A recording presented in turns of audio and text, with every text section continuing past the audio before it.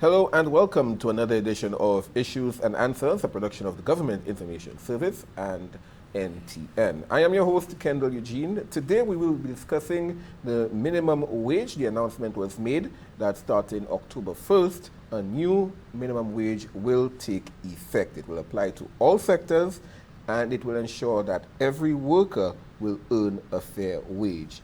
Joining me on the discussion today, we have two labor officers, Mr. Kissinger Smith and Mr. Ian Austin. Gentlemen, welcome to the program. And thank you for being here and helping us understand a little bit better what the minimum wage is all about and who it applies to, and of course, what folks should expect come October 1st. Just before we get into it all, please let folks know a little bit more about yourselves. We can start with you, Mr. Smith. Okay, the name is Kissinger Smith, as you introduced me. I've been, more as a senior labor officer. I've been working at the Department of Labor for the last 10 to 15 years or so. Yeah, handling matters of industrial relations, mediations, conciliations, dealing with complainants coming to the Labor Department as it relates to any issues, any workplace issues between employers and employee, occupational health and safety, all of these matters. Okay, yeah. excellent. And you, Mr. Smith? Mr. Austin. Ian Austin, yes. I've been with the Labor Department for closely 3 years, somewhat new, but on board with the exact things that we did with industrial relations and any grievances that employees and employers have. All right, excellent. Today we will not speak about the grievances that employers face, although I'm sure that you guys have that up to your elbows on a daily basis. This minimum wage that we keep hearing about, when folks first heard about it, a lot of speculation, a lot of misinformation, disinformation was also spread throughout the social spaces. Let's try to debunk a few of the myths and inaccuracies. October 1st is the designated date that it should take effect? Yes. Okay, well, let's jump into that. What will happen on October 1st, really?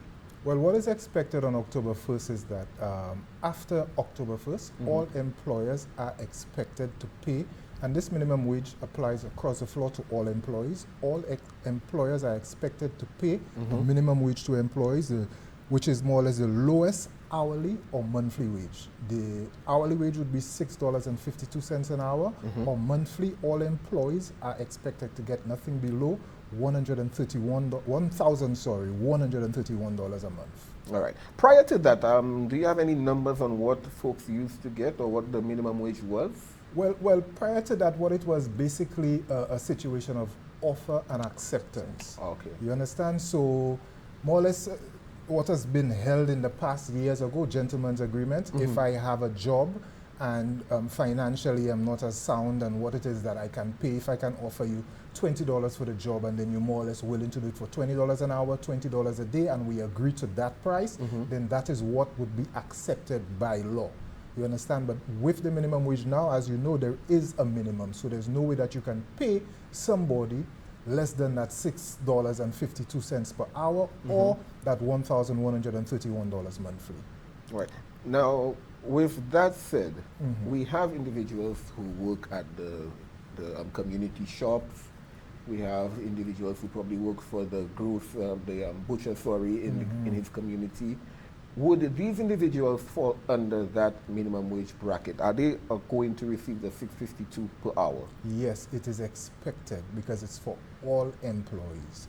It would affect both the formal sector and the informal sector. So that is expected of every single employee. So employers will right now have to more or less try to renegotiate their employment arrangements so that when they do factor in payments for their employees, they do not fall below that minimum wage. Okay. If they do now fall below that the minimum wage, what consequences for employers would be affected? Well, what the law basically says is that employers are not supposed to. Any contract, more or less, which is signed below that minimum wage would be null and void. It would not be accepted by law as a contract. And if an employer, more or less, tries to autonomously force that wage upon you, there is a fine stipulated by law of a $10,000 amount or 6 months imprisonment or both. So if at any time an employee has a complaint, comes to the Labor Department and states basically that my employer is paying me below that amount, and the department carries out an investigation, we would definitely recommend that that employee be paid by the minimum wage, and if there is a refusal on the part of the employer, that employer would be prosecuted and that would be the fine. Okay. How are the investigations carried out?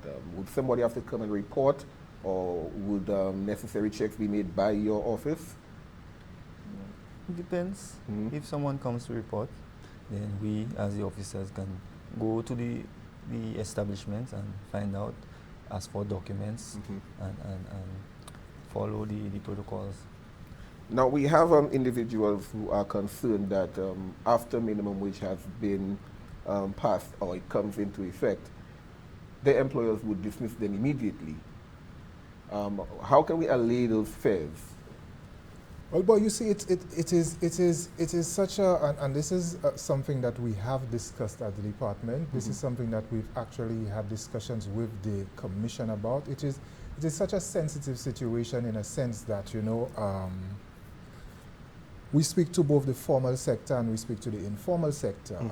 This minimum wage will have a major effect on employers across the floor.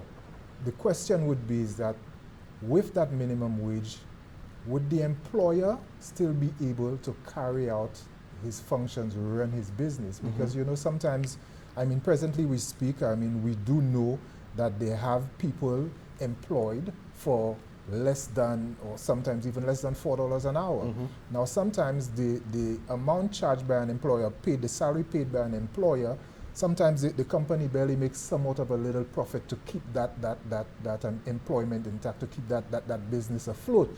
You know, now, sometimes when you come and you add that $2 amount or that $3 amount, it might just cause a situation of that company closing down or something, you know, so we have to be very cognizant of that fact. You understand?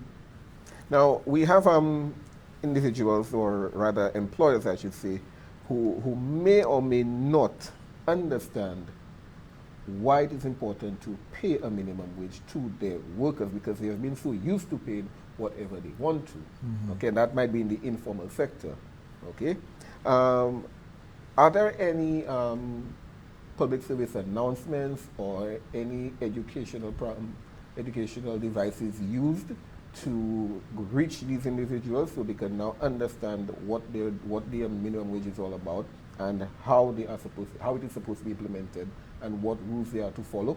Yeah, well, presently the department is going on more or less a public relations campaign, taking all these things into consideration. We are, as we are doing here with the National Television Network, we're going out with a number of other radio stations, a number of other viewing platforms, social media, and also we're trying to, no, we're not trying, we have in plan leading up to the 1st of October and even after the 1st of October, having community meetings at the different communities, the different districts in St. Lucia, bringing people together, bringing both employers. We've actually too had meetings with employers, some of the major employers, alluding them to that minimum wage, the effects it will have, and taking them into consideration.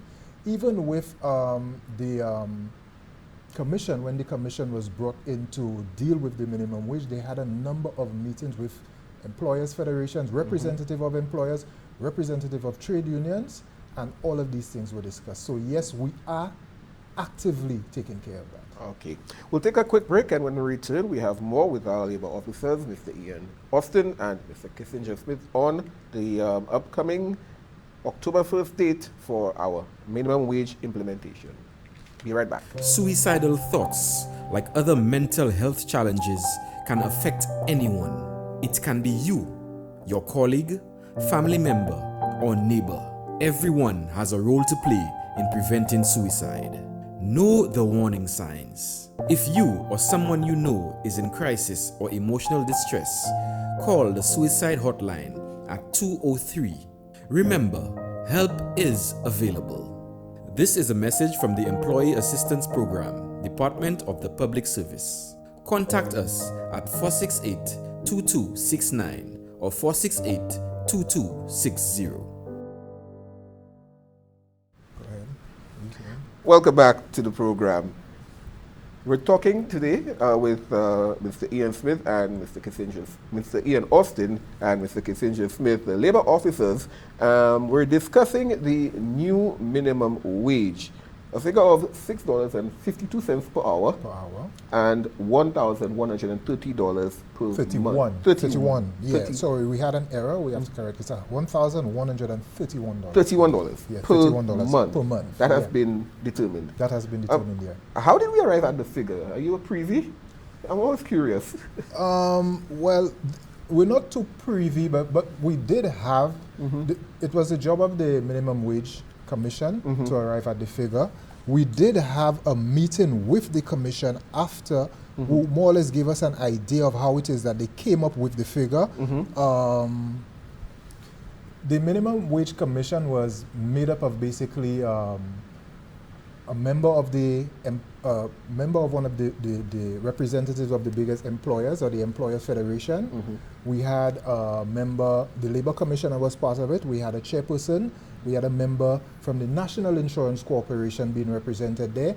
And we also had a member, the trade union, like I said, representing employees on that. Yeah.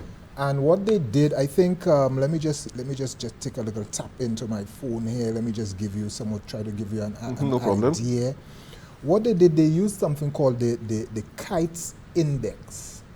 It was something developed or devised by Hyman Kites, and it's an economic indicator represented by the ratio of the nominal legal minimum wage to the median wage. So it wasn't something that somebody just pulled out of the sky and No, it was nothing pulled out of the sky. What they had to do, they took a look at the statistics from the National Insurance Corporation. Right. They took a look at a lot of statistics. They actually took a look at also the consensus. There's a normal consensus on not the housing consensus, but there's a normal consensus carried out in St. Lucia. I think it was last carried out in 2020. The livable, what is the name of it? I think it's something to do. I think it was the livable wage. They collected all that data together. They sat in there and they did the necessary calculations, and they came up with that minimum wage. We have folks who normally work overtime. They get other allowances. Is the minimum wage paid in addition to that, or will they be losing their allowances? No, it's paid in addition. So your minimum wage is your basic wage. It's not supposed to affect any allowances. It's not supposed to affect any service charge or any of that. It's gratuity, everything. Gratuity, yeah. It's your basic wage.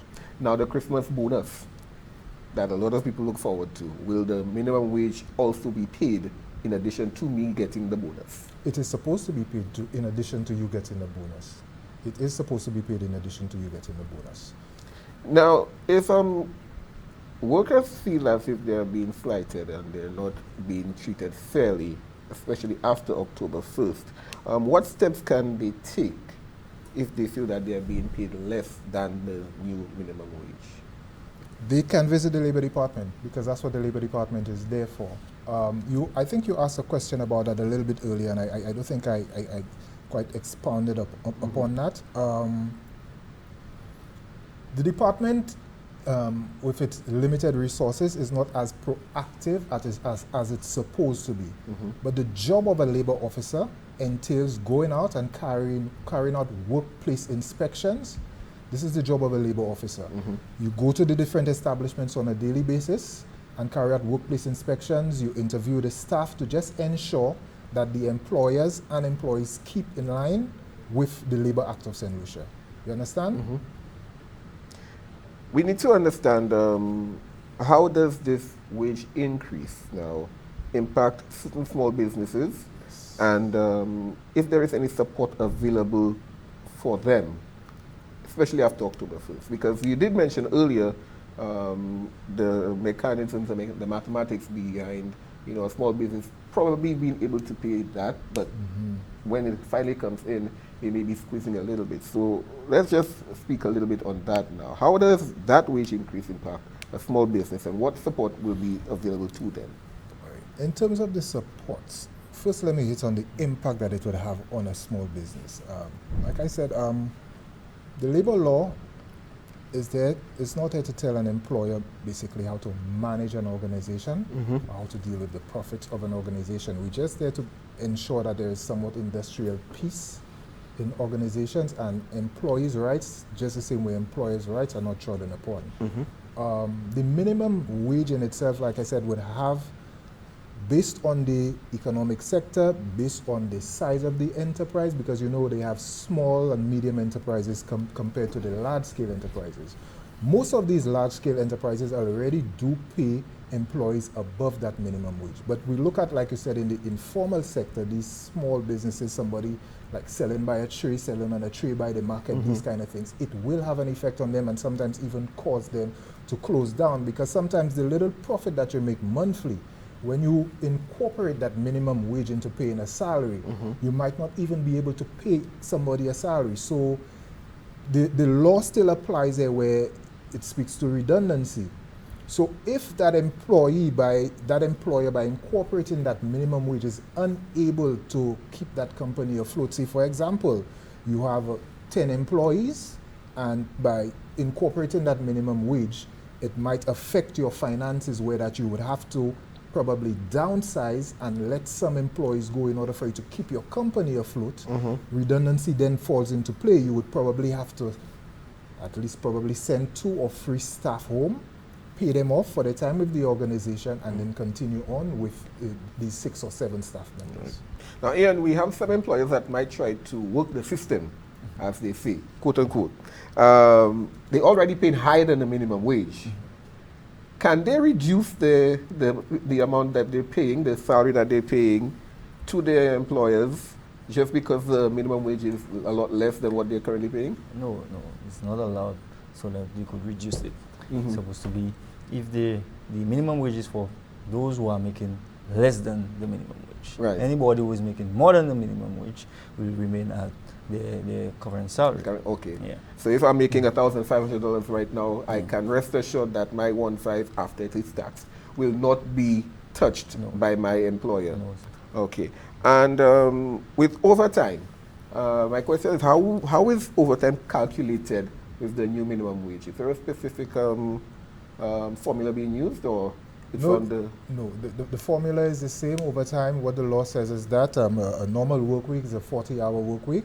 Anything in excess of 8 hours, or in excess of your ordinary work day, or a 40-hour work week, is calculated at time and a half. So right now we will just see people move into that $6.52 per hour, and it would be time and a half past any time past that 8-hour ordinary work day or the 40-hour work week. With the wage increase, how can we expect it, or what is expected for the impact on the overall economy of St. Lucia? Is there an expectancy, if any at all?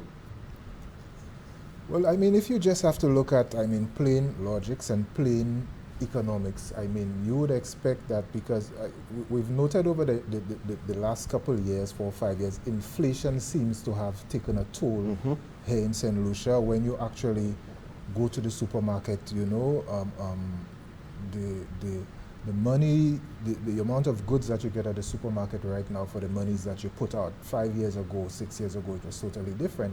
Even the cost of that everyday product that you use as bread, that has actually gone up, you know. So we do expect, you know, it would somewhat boost the economy in a sense, because you've actually made sure that everybody gets nothing below $6.52 an hour, and you have people earning a monthly wage of $1,141. And prior to that, we do have places based on statistics. Me being a labor officer can tell you that they had employers and employees earning a month $700, $800. That's like a $500 boost, you know.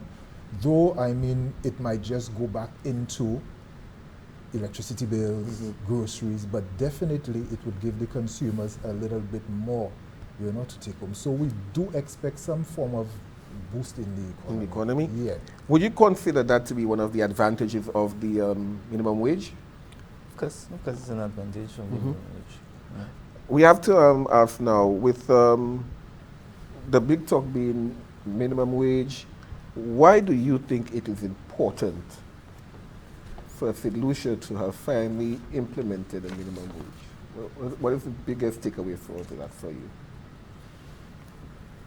It is important because it uplifts the standard of living of employees. It uplifts the standard of living of basically everybody, because I mean, we do have, like I said prior to that, people earning salaries way below, like I said, $800 a month, $700 a month. And I mean, in everyday living, you and me, I mean, I earn a good enough salary from the government, but everybody always wants more. I earn a good enough salary from the government, but when I do visit the supermarket, I can actually feel the pinch, you understand, compared to a couple years ago. So definitely, I mean, people will now be taking home a bit more, you understand? So people can use it for different reasons. Have a little more leisure time. I guess that popular focus on how we live in better than them is going to come in for a few after October 1st. Definitely. Will there be any special exemptions to the new minimum wage for certain industry employees? No exemptions. No exemptions. It's across the line minimum wage. Okay. Yeah. What advice would you give to employees and employers to prepare for this wage change? Because some of them are still feeling it like it's a shock. Well, you have to look at their finances. And like Mr. Smith said earlier, if you cannot meet those requisitions, then you have to do what is necessary for your company as well as the employees. Excellent. And you, what advice would you give? Just repeat the question. The advice you'd give to employees and employers as well to prepare for October 1st. Yeah, to prepare themselves for. Because like I said too, like I said earlier, advice is only advice. You understand? Because at the end of a financial year or at the end of a month, I mean, employers know what their finances are. Employers know if they make a profit or if they don't make a profit. But my advice is that the minimum wage is there to boost the standard of living of everybody, of all employees, and in turn, that of employers who just the same. You understand? Because there's this domino effect. Some people, they work harder if they get more money. That's just it. Some people take a pat on the back and a thank you and appreciation, and they're good.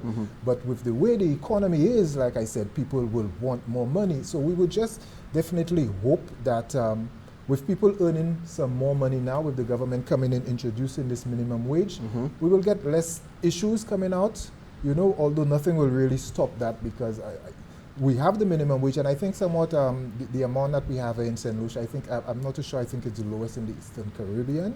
It's still the lowest, you understand, but we have a minimum wage, you understand? So let's just hope with that, like I said, we have better employer-employee relations. That's important, and I'm happy you mentioned employer-employee relations, because I'd now like to ask you, what is the role of the public in ensuring that the minimum wage is properly implemented and respected? The role of the public as in the general public? The general public. The role of the general public. What would you say? Because you just mentioned the relationship has to be respected. So that means both have to see each other at a certain point and say, okay, this is it, this is that. But the public now, what would you say their part to play? What part do you believe that they have to play? They find out the information, and if there's any delinquencies, you come to the department, and the department will do what is necessary. All right, now, where do we go? Who do we call if we have delinquencies to report? We report it to the Department of Labor, because this is the job of the Department of Labor. We have the PRISU unit, which is the Public Relations and Industrial Services unit, and it's made up of a cadre of labor officers. So if you have any issue with your employer, you report it to the Labor Department. Any issue with regards to your pay, any issue with regards to your safety and health, occupational safety and health, it is reported to the Labor Department, and then the department steps in. You understand? We carry out an investigation, we examine the law, and then we see if there is any form of breach, and then we come in to bring some of amicable resolutions. It's not a situation where people should look at the Labor Department as just a force there against employers if they do wrong, or a force against employees. We come here to try to conciliate, to mediate, and bring about amicable resolutions.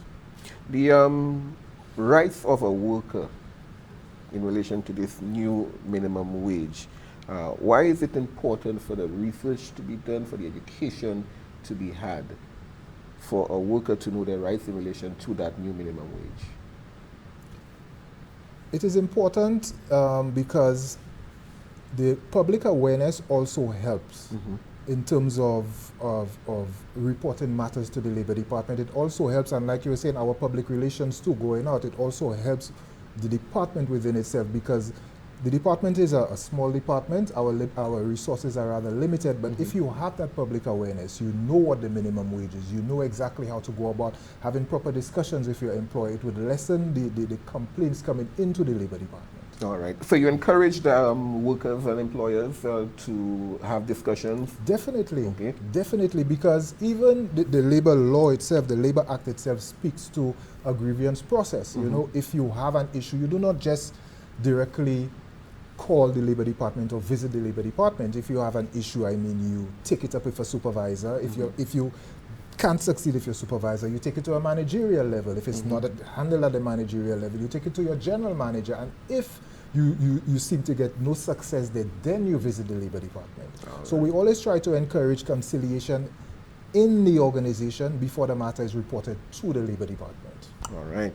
Well, gentlemen, I want to say thank you so much for joining me this morning. A fruitful discussion on understanding a little bit better the minimum wage that is about to be implemented in St. Lucia on October 1st, 2024. After that, everybody will be earning a salary of at least $1,131 $31 a month, or the $6.52 per hour. Yes. All right. Well, again, thank you very much. This has been Issues and Answers. I've been your host, Kendall Eugene, a production of the Government Information Service and the NTN. Have a great day. Bye-bye now.